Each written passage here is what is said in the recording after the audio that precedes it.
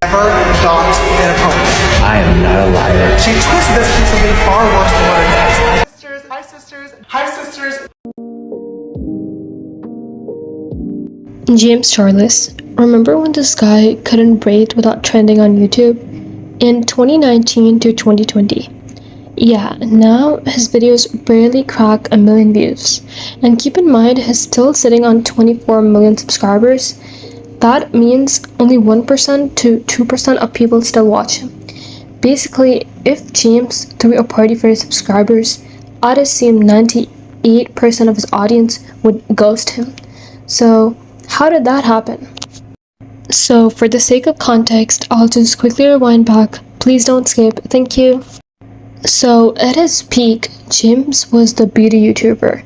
We are talking CoverGirl's first male ambassador, collabing with actual A-listers like Kylie Jenner, Doja Cat, and Emma Chamberlain. Makeup looks going viral every week. Dude was averaging around 10, sometimes 20 million views per video. Like, that's insane, and I could just imagine those numbers. He wasn't just a YouTuber, he was like a pop culture movement, and then it all just faded away. Okay, you're probably aware of this, but again, for context purposes, in 2019, James and Tati Westbrook were basically beauty YouTubers, like mom and son duo. Tati supported him, mentored him, gave him credibility when he was coming up. Then Coachella happened and James promoted Sugar Bear Hair Vitamins, which just so happened to be the competitor of Tati's own brand, Hallo Beauty. That was strike one. But instead of just texting him a hey, what the hell, Tati decided to go all in and dropped a 43-minute exposed video titled Bye Sisters, which has not been deleted, but there are re-uploads on YouTube you can find. And it wasn't just about vitamins. She accused James of being disloyal, manipulative, having massive ego, and most damaging, she alleged he pressured or manipulated straight men into uncomfortable situations. That video went viral, like YouTube history viral.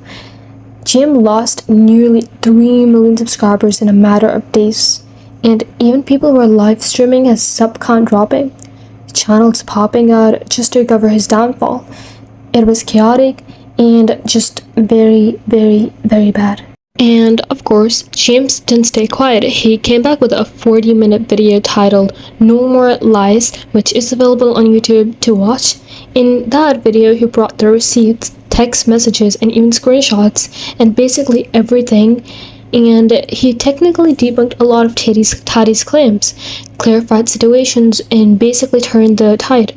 And the internet went like, oh, maybe this wasn't so black and white. His subscriber count loss slowly slowed down, and people resubscribed. And in a weird way, he kind of won the battle.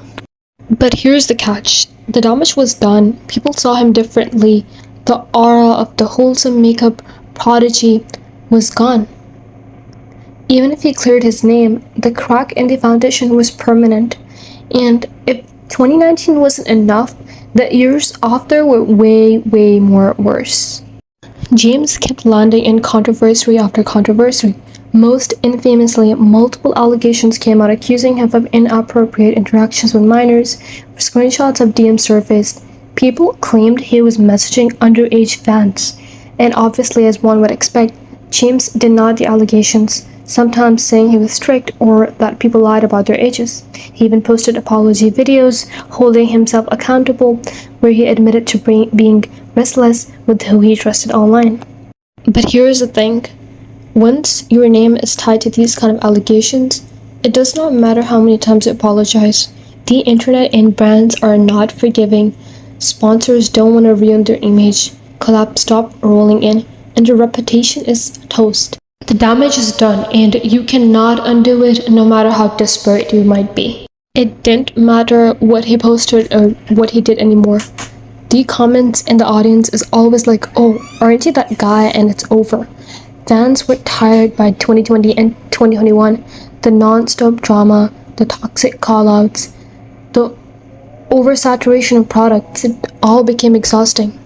And with the rise of TikTok, suddenly long YouTube tutorials were just not pulling views anymore. The algorithm shifted, the culture shifted, and James' whole empire was built on the old model, and it just didn't click anymore in the TikTok era.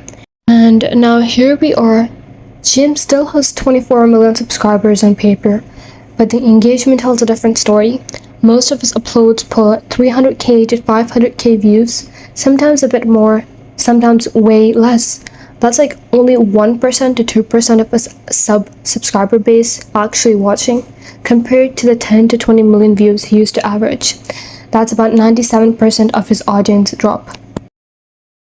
I still remember back in 2019, there were so many girls in my class who were a huge fan of him, having his iconic Hi Sisters in their bios.